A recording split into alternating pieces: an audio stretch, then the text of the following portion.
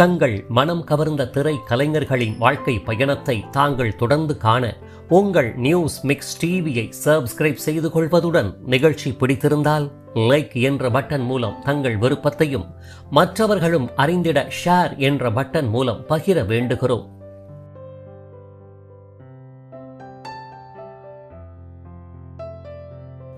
News mix TV தங்கள் அனைவரையும் அன்புடன் வரவேற்கிறது. மிக நெடிந்த உயரம் இல்லை எனினும் மினுமினுப்பான சற்று மாநிலமுடைய தோற்றப்பொலிவு, நீண்ட கழுத்துடன் நீள்வட்ட வடிவ அழகிய முகத்தில் நவரசங்களை வெளிப்படுத்தும் மீனை போன்ற கவர்ந்திழுக்கும் காந்த விழிகள், கூர்மை மிக்க வசீகரிக்கும் நாசிகள், முத்து போன்ற பற்கள், பலியிடும் சிரிப்பழகு என சொல்லிக்கொண்டே போகும் அளவுக்கு சர்வ லட்சணங்களும் பொருந்திய தோற்ற காரணிகளையும், தெலுங்கு தாய்மொழியாயினும் தமிழில் மட்டும் நடித்து சிறப்பித்து குறைவான திரைப்படங்களில் தோன்றி இருப்பினும் நிறைவான நடிப்பை தந்தவர் என்ற சிறப்பு காரணிகளையும் தன்னகத்தே கொண்டவர்தான் கலை உலக எவர் கிரீன் நாயகி நந்தினி ஆவார். திரை உலக பன்மொழி கலை நாயகி மட்டுமல்ல, கண்ணழகியுமான திருமதி அருணா அவர்களின் பாசமிகு ஒரே தங்கை. ராமராஜன், கார்த்திக், ஆனந்த் பாபு, ராம்கி மற்றும் வினித் எனும் எண்ணற்ற திரை நாயகர்களுடன் தனது தேர்ந்த நடிப்பாலும் நாட்டியத்தாலும் வலம் வந்து முத்திரை பதித்தவர். சொந்தம் வந்தது வந்தது, இந்த சுகமே மச்சான் தந்தது என்ற ஹிட் பாடலின் புது பாட்டு திரைப்பட நாயகி காவேரியாக, ஊரெல்லாம் உன் பாட்டுதான் உள்ளத்தை மீட்டுது என்ற மனம் கவர் பாடலின் ஊரெல்லாம் உன் பாட்டு திரைப்புகழ் ஹீரோயின் அபிராமியாக, சாமி கிட்ட சொல்லி வச்சு சேர்ந்ததிந்த செல்ல கிளியே என்ற மனதை ஊடுருவிய பாடலின் ஆவாரம்பூ திரைப்பட நாயகி தாமரையாக என 1990 முதல் 93ஆம் ஆண்டு வரை வெறும் 3 வருடங்கள் மட்டும் திரை உலகில் பயணித்து தமிழக ரசிகர்கள் மட்டுமின்றி தென்னிந்திய ரசிகர்களின் மனங்களிலும் நீங்கா இடம் பிடித்து பசுமை மாறா நினைவுகளுடன் இன்றளவும் அவர்தம் மனங்களில் வாழ்ந்து வருபவர். இப்பேற்பட்ட சிறப்புகளுக்கும் பெருமைகளுக்கும் உரியவரான நந்தினி அவர்கள் எங்கு பிறந்தார், எவ்வாறு வளர்ந்தார், அவருடைய குடும்ப பின்னணி யாது, கலை உலகில் எவ்வாறு கால் பதித்தார், முத்திரை பதித்த திரைப்படங்கள் எவை, திரை உலகில் முன்னணி நாயகியாக வளர்ந்து வந்தவர் எதனால் அத்துறைக்கு குட் பை கூறி விலகினார், யாரை மனம் புரிந்து கொண்டார், பிள்ளைகள் எத்தனை பேர், அவர்கள் என்ன செய்து கொண்டிருக்கிறார்கள், தற்போதைய வாழ்வியல் நிலை உள்ளிட்ட அடுக்கிக் கொண்டே போகும் அத்துணை கேள்விகளுக்கும் தெள்ளத் தெளிவாக விடையளிக்கும் இதுவரை எங்கும் வெளியாகாத 100% பலரும் அறியாத அரிய தகவல்கள் மற்றும் காணாத குடும்ப புகைப்படங்கள் அடங்கிய நினைவலைகள் கூறும் சிறப்பு வாழ்க்கை பயணத்தை தற்போது சற்று விரிவாக காண்போம். 1972ஆம் ஆண்டு செப்டம்பர் 9ஆம் தேதி தமிழகத்தின் அண்டை மாநிலமாம் ஆந்திராவின் தற்போதைய தெலங்கானா பகுதியில் உள்ள பத்ராச்சலம் என்ற இடத்தை அடுத்த கோத்துகுடேம் என்ற கிராமத்தை பூர்வீகமாக கொண்ட கிருஷ்ணாராவ் மற்றும் கௌரி தம்பதியருக்கு பிறந்த 3வது பாசமகள் மட்டுமின்றி செல்வ மகள்தான் நமது வாழ்க்கை பயண கலை உலக நாயகி முச்சர்லா லக்ஷ்மி எனும் இயற்பெயருடைய நந்தினி ஆவார். இவருடன் முச்சர்லா அருணா என்ற மூத்த சகோதரியும் முச்சர்லா வெங்கடேஷ் ராவ் என்ற மூத்த சகோதரனும் உடன் பிறந்தவர்கள் ஆவர். தந்தை கிருஷ்ணாராவ் ஆனவர் விவசாய குடும்பத்தைச் சேர்ந்தவர் ஆகையால் விவசாய பணிகள் மட்டுமின்றி சில வியாபாரங்களையும் மேற்கொண்டே வந்தார். இவ்வாறு வீட்டின் கடைக்குட்டி செல்ல மகளாக பெற்றோரின் பாசமிகு அரவணைப்பின் பேரிலும் உடன் பிறந்த அக்கா மற்றும் அண்ணனின் பாச பிணைப்பினாலும் மகிழ்ச்சிகரமாக வளர்ந்து வர ஆரம்பித்தார் லக்ஷ்மி அவர்கள். இவ்வாறு தனது சிறு வயதை மிக இனிமையுடன் தனது சொந்த ஊரில் சொந்தங்களுடன் கழித்து வளர ஆரம்பித்த லக்ஷ்மி அவர்களின் தந்தை கிருஷ்ணாராவ் அவர்கள் வியாபார சூழல் காரணமாக தனது குடும்பத்துடன் ஹைதராபாத்துக்கு இடம்பெயர்ந்தார்.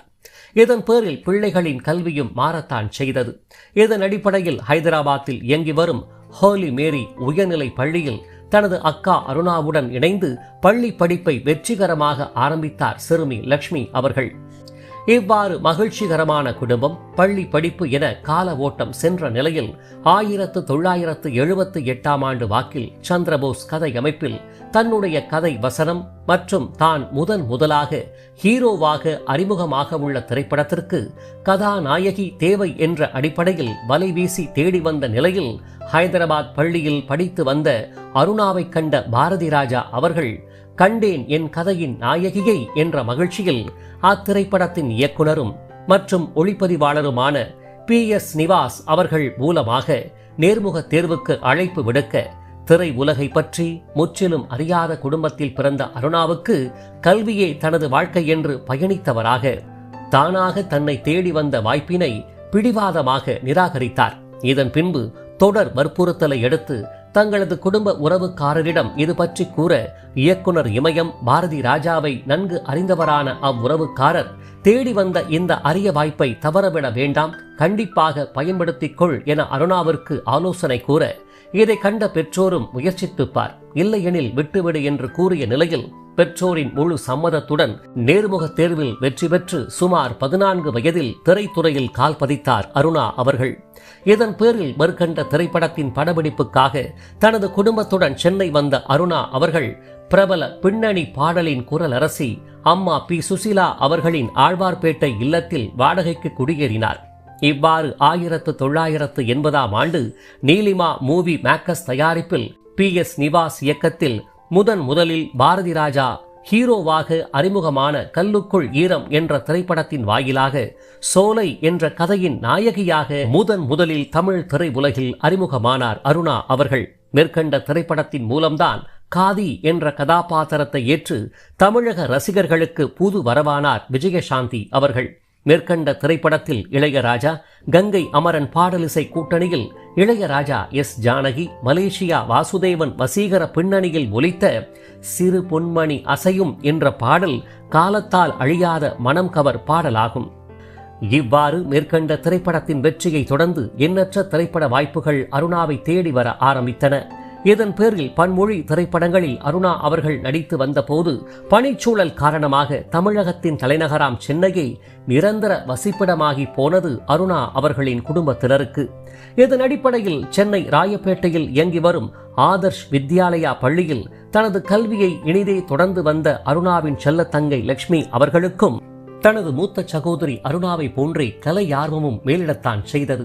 இருப்பினும் அந்த ஈடுபாட்டை பள்ளியின் ஆண்டு விழா கலை நிகழ்ச்சிகளில் இடம்பெறும் நாடகம் மற்றும் நாட்டிய போட்டிகளில் வெளிப்படுத்தி வந்த லட்சுமி அவர்கள் பள்ளி படிப்பில் முதன்மை மாணவியாக திகழ்ந்ததுடன் பள்ளி படிப்பை முடித்தவுடன் மருத்துவக் கல்லூரியில் இணைந்து மருத்துவ படிப்பை மேற்கொண்டு தலைச்சிறந்த மருத்துவராகிவிட வேண்டும் என்ற எண்ணத்தில் கலை ஆர்வத்தை விட கல்வியில் நன்கு கவனம் செலுத்தியே வந்தார். எண்ணியதைப் போலவே 12ஆம் வகுப்பை முடித்து போரூர் ராமச்சந்திரா மருத்துவக் கல்லூரியில் சேர நினைத்திடும் வேளையில்தான் தமிழ் திரை வாய்ப்பு வீடு தேடி வந்து நின்றது. இதன் மூலம் மருத்துவ படிப்பா திரைப்பட நடிப்பா என கேள்வி முன் நின்ற போது படிப்பை பாதிக்காத வகையில் நடிக்கலாம் என்ற உறவுகள் மற்றும் நண்பர்களின் ஆலோசனையின் பேரில் அத்திரை வாய்ப்பிற்கு சம்மதம் தெரிவித்தார் லட்சுமி அவர்கள். இதன் அடிப்படையில் 1990இல் இளையராஜா கிரியேஷன்ஸ் தயாரிப்பில் பஞ்சு அருணாச்சலம் கதை வசனம் மற்றும் இயக்கத்தில் ராமராஜன் நடிப்பில் வெளியான புதுப்பாட்டு என்ற திரைப்படத்தின் வாயிலாக தனது லக்ஷ்மி என்ற இயற்பெயர் இல்லாமல் வைதேகி என்ற புது பெயரில் கதையின் முதன்மை நாயகியாக அறிமுகமானார். இத்திரைப்படத்தின் மூலமாகத்தான் சுமா ரங்கநாத் அவர்களும் முதலில் 2ஆம் நாயகியாக கலை உலகில் கால் பதித்தார். மேற்கண்ட திரைப்படத்தில் கதையின்படி ராமு எனும் ராமராஜனின் அத்தை CID சகுந்தலாவின் மகள் காவேரியாக தோன்றிய வைதேகி அவர்கள் தனது தாயாரின் எதிர்ப்பு மற்றும் வில்லனாக தோன்றிய ராஜுவின் தடுப்பணைகளை கடந்து தனது மாமன் மகன் ராமராஜனுடன் எவ்வாறு இணைகிறார் என்ற அடிப்படையில் வழக்கம் போல ஓர் பிரச்சனை, அடிதடி, சண்டைகள் என கதைக்களம் நகரும். வைதேகி எனும் லட்சுமிக்கு இத்திரைப்படம் அறிமுகம் ஆயினும் வெகு சிறப்பாக நடித்திருப்பதுடன் கங்கை அமரன் பாடல் வரிகளில் இளையராஜா சித்ரா பின்னணியில் ஒலித்த நேத்து ஒருத்தர பார்த்தோம் என்ற பாடலிலும் கவிஞர் வாலியின் வரிகளில் சித்ரா பாடிய சொந்தம் வந்தது இந்த சுகமே மச்சான் தந்தது உள்ளிட்ட பாடல்களில் அழகர தோன்றி நடித்திருப்பார் வைதேகி அவர்கள். மேலும் ஒரு கூடுதல் தகவலாக கங்கை அமரன் வரிகளில் இடம்பெற்ற உன்னை காதலிக்கிறேன் என்ற அர்த்தத்தில் வரும் ஈச் லைபி டிச் என்ற ஜெர்மன் பாடலை அம்மா S. ஜானகி அவர்கள் பாடி வியக்க வைத்திருப்பார். புது பாட்டு திரைப்படத்தின் வெற்றியை தொடர்ந்து வைதேகி அவர்களை தேடி திரைப்பட வாய்ப்புகள் படையெடுக்கத்தான் ஆரம்பித்தன. இதனால் வைதேகி என்கிற லட்சுமியின் MBBS என்ற மருத்துவர் கனவு காணல் நீராகத்தான் போனது. இதன் பேரில் மீண்டும் ராமராஜன் இணையாக 1991இல் INARS சினி ஆர்ட்ஸ் தயாரிப்பில் சிராஜ் இயக்கத்தில் வெளியான ஊரெல்லாம் உன் பாட்டு என்ற திரைப்படத்தில் தோன்றி ரசிகர்களின் மனம் கவர்ந்தார் வைதேகி அவர்கள். மேற்கண்ட திரைப்படத்தில் பாட்டுக்காரர் அகரமுத்து எனும் ராமராஜனின் இணையாக பிரேமியின் மகளாக தோன்றி உள்ளம் நிறைந்திருப்பார். இத்திரைப்படத்தில் இடம்பெற்ற கவுண்டமணி, செந்தில், தயிர்வடை தேசிகன் உள்ளிட்டோரின் மூவர் காமெடிகள் அல்டிமேட் ரகங்களாகும்.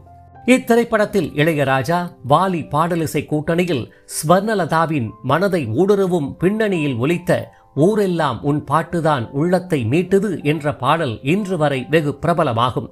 எவ்வாறு புது பாட்டு மற்றும் ஊரெல்லாம் உன் பாட்டு உள்ளிட்ட ஹிட் திரைப்படங்கள் மூலம் ரசிகர்களின் பேரபிமானத்தையும் வரவேற்பையும் நன்கு பெற்று கலை வானின் நட்சத்திரமாக ஜொலிக்க ஆரம்பித்த வைதேகி அவர்கள் இதையடுத்து நிழல்கள் ரவியுடன் நம்ம ஊரு மாரியம்மா, வருண் ராஜுடன் தூதுப்பூ செல்ல கிளியே, மன்சூர் அலிகானுடன் சின்ன பூவை கிள்ளாதே, ஆனந்த் பாபுவுடன் 2 பொண்டாட்டி காவல்காரன் மற்றும் காவலுக்கு கண்ணில்லை உள்ளிட்ட திரைப்படங்களில் கதையின் நாயகியாக தோன்றி நடித்தும் வந்தார். இதையடுத்து தனது வைதேகி என்ற பெயரை சினிமா சென்டிமெண்டிற்காக நந்தினி என மாற்றியமைத்து தனியாத தாகம் என்ற திரைப்படத்தில் தோன்றி சிறப்பித்திருப்பார். மேற்கண்ட திரைப்படங்கள் எதிர்பார்த்த அளவுக்கு வெற்றியை பெறவில்லை. தன்னை தேடி வந்த திரைப்படங்களின் கதை அமைப்பை சற்று தேர்ந்தெடுத்து நந்தினி அவர்கள் நடித்திருந்தால் தொடர் வெற்றி படங்களின் நாயகியாக முன்னணி இடத்தை தக்க வைத்து மேலும் ஹிட் திரைப்படங்களின் ஹீரோயினாக வலம் வந்திருப்பார் என்றே கூற வேண்டும்.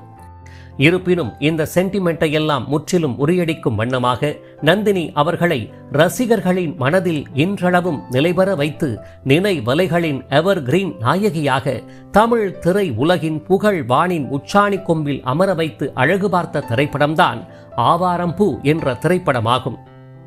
1979 பி. பத்மராஜன் கதை வசனத்தில் பரதன் இயக்கத்தில் பிரதாப் போத்தன், சுரேகா, நெடுமுடி வேணு நடிப்பில் வெளியாகி எண்ணற்ற விருதுகளை வென்ற தகரா என்ற மலையாள திரைப்படத்தின் கதையை தழுவி சுமார் 13 வருடங்கள் கழித்து 1992 KR என்டர்பிரைசஸ் தயாரிப்பில் பிரசன்னகுமார் கதை வசனத்தில் மீண்டும் பரதன் இயக்கத்தில் வெளியான ஆவாரம்பூ என்ற திரைப்படத்தின் மூலமாக சக்கர எனும் உலகம் அறியாத அப்பாவி கதாபாத்திரத்தில் தோன்றிய வினீத்தின் இணையாக தாமரை என்ற கதாபாத்திரத்தை நந்தினி அவர்கள் ஏற்று தனது தேர்ந்த நடிப்பின் மூலமாக முக பாவனைகளினாலும் நவரசங்களை வெளிப்படுத்திய கண்களினாலும் இத்திரைப்படத்திற்கு பலம் சேர்த்திருப்பதுடன் கலை ரசிகர்கள் மனதில் நிலை பெற்றுதான் போயிருப்பார் என்றே கூற வேண்டும்.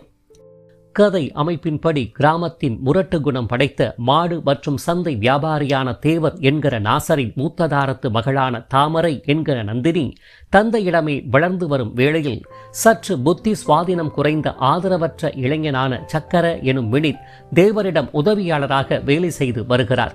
இவ்வாறு உலகம் அறியாத சக்கர தேவரின் மகள் தாமரையிடம் வெகுளித்தனமாக பழகி வரும் நிலையில் தாமரையை நெருங்க முயன்று அவரால் அவமானப்படுத்தப்பட்டு தந்தை தேவரிடமும் செமத்தியாக அடி வாங்கிய அவ்வூர் செல்லப்பா ஆசாரி எனும் கவுண்டமணி தன்னிடம் பழகிக்கொண்டு திரியும் விடலை பருவ சிறுவனை கொண்டு தாமரையை காதலால் கவிழ்க்க முயற்சி செய்ய தாமரையிடம் அது பலிக்காமல் தோற்றுப்போன செல்லப்பா ஆசாரி தனது வன்மத்தை விடாதவராக சக்கரையின் வெகுளித்தனத்தை சாதகமாக தனக்கு பயன்படுத்தி கொண்டு உசுப்பேத்தி விட சக்கர தாமரையை காதல் வலையில் வீழ வைக்கும் அடிப்படையில் கதைக்களம் நகரும். இதன் பின்னர் இவர்களுடைய காதல் தேவருக்கு தெரியவர சந்தையிலேயே தேவரால் பின்னி பிடலெடுக்கப்பட்ட சக்கர அவ்வூரை விட்டு வெளியேற சில நாட்களுக்கு பிறகு செல்லப்பா ஆசாரியால் மீண்டும் அவ்வூருக்கு வந்து தாமரையின் தந்தை தேவரிடம் சண்டையிட்டு அவரை குத்தி கொல்ல முயல இதன் பின்னர் கிளைமாக்ஸில் சக்கர தாமரையிடம் இணைந்தானா இல்லையா என்ற அடிப்படையில் ரயில் என்ஜின் டிரைவராக தோன்றிய திரைப்படத்தின் இயக்குனர் பரதன் அவர்களாலேயே கதையின் காட்சி எளிதே நிறைவுறும். இத்திரைப்படத்தில் கவுண்டமணி, பயில்வான் ரங்கநாதன், பாப்பா எனும் ஷர்மிளி ஆகிய மூவரின் சற்று மாறுபட்ட காமெடி காட்சிகள் மட்டுமின்றி எல்லாம் மேல இருக்கிறவன் பார்த்துப்பான் என்ற வசனமும் அவ்வேளைகளில் வெகு பிரபலமாகும். மேற்கண்ட திரைப்படத்தில் இளையராஜா இசையில் புலமை பித்தன் மற்றும் கங்கை அமரன் கூட்டணியில் வெளியான அத்துணை பாடல்களும் காலத்தால் அழியாத எவர் கிரீன் பாடல்கள் மட்டுமின்றி ஆவாரம்பூ திரைப்படம் இன்று வரை ரசிகர்கள் மனதில் மறக்க முடியாத திரைப்படங்களில் ஒன்றாகி போனதற்கு பெரும் காரணமாகவும் பக்க பலமாகவும் அமைந்தது என்பதை மறுக்க இயலாது. குறிப்பாக கங்கை அமரன் பாடல் வரிகளில் SP பாலசுப்பிரமணியம், S ஜானகியின் வசீகர பின்னணியில் ஒலித்த அடுக்கு மல்லி எடுத்து வச்சு தொடுத்து வச்ச மாலை மற்றும் சாமி கிட்ட சொல்லி வச்சு சேர்ந்ததிந்த செல்ல கிளியே உள்ளிட்ட பாடல்களை என்று கேட்டாலும் மனம் நிச்சயம் பரவசம் கொள்ளும் என்பதை மறுப்பதற்கு இல்லை. தமிழக அரசின் சிறப்பு விருதினை வென்ற மேற்கண்ட திரைப்படத்தில் கோபம், மகிழ்ச்சி என நவரசங்களையும் முக பாவனைகளையும் வெளிப்படுத்தி நாட்டியத்திலும் நடிப்பிலும் தன்னை நன்கு மெருகேற்றிக் கொண்டு கலை ரசிகர்களின் மனதில் இன்றளவும் நீங்கா இடம் பிடித்து எவர் கிரீன் நாயகியாக நிலைபெற்று போன நந்தினி அவர்களுக்கு ஏனோ தெரியவில்லை, இதனைத் தொடர்ந்து கதையின் நாயகியாக தோன்றும் வகையில் திரைப்படங்கள் அமையவில்லை என்பது ரசிகர்களின் வருத்தமாகும். ஒரு சிறந்த நடிகையை அங்கீகரித்து நன்கு பயன்படுத்திக் கொள்ள வேண்டிய தமிழ் திரையுலகம் அதை செய்யாமல் போனது திரைத்துறைக்கு ஓர் இழப்பாகும். இதன் பின்பு 1993 RV உதயகுமார் இயக்கத்தில் கார்த்திக் நடிப்பில் சௌந்தர்யா முதலில் தமிழ் திரையுலகில் அறிமுகமான பொன்னுமணி என்ற திரைப்படத்தில் சற்று மாறுபட்ட கதாபாத்திரத்தை ஏற்று கார்த்திக்கை காதலிப்பவராக, பின்னர் சிந்தாமணி எனும் சௌந்தர்யா ஏன் மனநிலை பாதிக்கப்பட்டார் என்ற தகவலை பொன்னுமணி எனும் கார்த்திக்கிடம் கூறி கதையை முடிவுக்கு கொண்டு வரும் கதாபாத்திரத்தில் முத்திரை பதித்திருப்பார் நந்தினி அவர்கள். காலில் முள் ஏறிய நிலையில் நாச்சி எனும் கவுண்டமணியிடம் அம்முள்ளை எடுக்க கூறி கவுண்டமணியை மனம் நொந்து கண்ணீர் விட வைக்கும் காட்சியில் ரசிகர்கள் மனம் நிறைந்திருப்பார் நந்தினி அவர்கள். இதையடுத்து ராஜாதி ராஜ, ராஜ குலோத்துங்க, ராஜ மார்த்தாண்ட, ராஜ கம்பீர, காத்தவராய கிருஷ்ண காமராஜன் என்ற திரைப்படத்தில் மன்சூர் அலிகான் கதாநாயகனாக தோன்றினார். இத்திரைப்படத்தில் அவருடைய இணையாக நந்தினி தோன்றி நடித்திருப்பார். மேற்கண்ட திரைப்படமே நந்தினி அவர்கள் தோன்றி நடித்த இறுதி திரைப்படம் என அறியப்படுகிறது. இதன் பின்னர் மேற்கண்ட திரைப்படத்துடன் கலை உலகிற்கு குட் பை கூறிய நந்தினி அவர்கள் இதன் பின்னர் வந்த தொடர் வாய்ப்புகளை முற்றிலும் நிராகரித்ததுடன் தனது குடும்பத்தினரின் விருப்பப்படி திருமண பந்தத்தில் தன்னை இணைத்துக் கொண்டார். அவ்வகையில் 1994 பிரபல கம்ப்யூட்டர் நிறுவன நிர்வாக இயக்குனர் பாபு கிருஷ்ணா என்பவரை மனம் புரிந்து கொண்டார் நந்தினி அவர்கள். பாபு கிருஷ்ணன் அவர்கள் ஆனை உள்ளிட்ட சில திரைப்படங்களிலும் நடித்த பன்முக நாயகர் என அறியப்படுகிறார். மேற்கண்ட நந்தினி மற்றும் பாபு கிருஷ்ணா அவர்களின் அன்பின் அடையாளமாக சமீர் என்ற ஒரே ஒரு செல்ல மகன் உள்ளார். இவர் கல்வியில் நன்கு மேன்மையுற்று வழக்கறிஞராக பணி செய்து வருகிறார். தற்போது நந்தினி அவர்கள் கணவருக்கு அன்பு மிகுந்த மனைவியாக, மகனுக்கு பாச மிகுந்த தாயாராகவும் என ஒரு சிறந்த இல்லத்தரசியாக தனது குடும்ப பணிகளை நன்கு நிர்வகித்தும் வருகிறார். இவ்வாறு தனது தேர்ந்த நடிப்பு மற்றும் நாட்டியத்தால் திரை உலகில் முத்திரை பதித்து குறைவான திரைப்படங்களில் தோன்றியிருப்பினும் நிறைவான கலை பங்களிப்பால் ரசிகர்களின் மனதில் நீங்கா இடம் பிடித்தவரும் அடுக்கு மல்லி எடுத்து வச்சு மற்றும் சாமி கிட்ட சொல்லி வச்சு ஆகிய பாடல்கள் எங்கு ஒலித்தாலும் புன்னகை பூத்த முகத்துடன் மனக்கண்ணில் தோன்றி 90களின் பசுமை மாறா ஞாபகங்களை மீண்டும் கண் முன்னே நிறுத்தும் நினைவலைகள் எவர் கிரீன் நாயகி திருமதி நந்தினி அவர்கள் அமைதியும் மகிழ்ச்சியும் கலந்த வாழ்வில் வளம் நிறைந்த நலன்களோடு நீடூழி வாழ அனைவரும் ஒன்றிணைந்து வாழ்த்துவோம் என கூறி இவரை போன்ற மறக்க முடியாத எவர் கிரீன் நாயகியர்களான நடிகர் திலகம் சிவாஜி கணேசன் மகனாக குழந்தை நட்சத்திர கலைஞராக திரை உலகில் கால் பதித்து ஹிட் பாடல்களின் நாயகியாக வளர்ந்து இரண்டாம் நாயகி குணச்சித்திர கலைஞராக வலம் வந்து தற்போது திரை உலக வாழ்வை துறந்து அயல் நாட்டில் வசித்து வரும் திருமதி சாரதா பிரீதா அவர்களின் வாழ்க்கை பயணத்தை மேலே தோன்றும் இணைப்பின் மூலமும் சவுகார் ஜானகியின் பாச பேத்தியும் திரை உலகம் தந்த வாய்ப்புகளால் தனது சிரிப்பை முற்றிலுமாக மறந்தவரும் குணச்சித்திர கண்ணீர் கதாபாத்திர நாயகியுமான திருமதி வைஷ்ணவி அவர்களின் வாழ்க்கை பயணத்தை மேலே தோன்றும் இணைப்பின் மூலமும் பேபி இந்திராவின் தங்கையும் மாஸ்டர் ஸ்ரீதரின் மைத்துணியும் குழந்தை நட்சத்திரமாக கால் பதித்து நாயகியாக அறிமுகமாகி பின்னர் தங்கை உள்ளிட்ட கதாபாத்திரங்களை ஏற்று கலை உலகிற்கு குட் பை கூறிவிட்டு இல்லற வாழ்வில் இனிமையுடன் பயணித்து வரும் திருமதி ராசி அவர்களின் வாழ்க்கை பயணத்தை மேலே தோன்றும் இணைப்பின் மூலமும் மட்டுமல்லாது தாங்கள் பார்த்து கொண்டிருக்கும் வீடியோவின் கீழே காணப்படும் டெஸ்கிரிப்ஷன் பகுதியில் பிரத்யேகமாக வழங்கப்பட்டுள்ள இணைப்புகள் வாயிலாக மேற்கண்ட மறக்க முடியாத எவர் கிரீன் கலை நாயகியர்களின் அரிய தகவல்கள் மற்றும் குடும்ப புகைப்படங்கள் அடங்கிய சிறப்பு வாழ்க்கை பயணத்தை தாங்கள் முழுமையாக அறிந்து கொள்ளலாம். இவர்களை போன்ற மறக்க முடியாத நாயகியர்களின் வாழ்க்கை பயணத்தை தாங்கள் தொடர்ந்து காண உங்கள் நியூஸ் மிக்ஸ் டிவியை சப்ஸ்கிரைப் செய்து கொள்வதுடன் பின்னர் வரும் பெல் பட்டனில் உள்ள ஆல் என்ற எழுத்தை தெரிவு செய்து கொண்டு தங்களின் விருப்பத்தை லைக் என்ற குறியீடு மூலமாகவும் கருத்துக்களை கமெண்ட் பாக்ஸ் வாயிலாகவும் பகிர வேண்டுகிறோம். காத்திருங்கள் மற்றும் ஒரு வாழ்க்கை பயணத்திற்கு. அதுவரை இணைந்திருங்கள் உங்கள் நியூஸ் மிக்ஸ் டிவியுடன். நன்றி.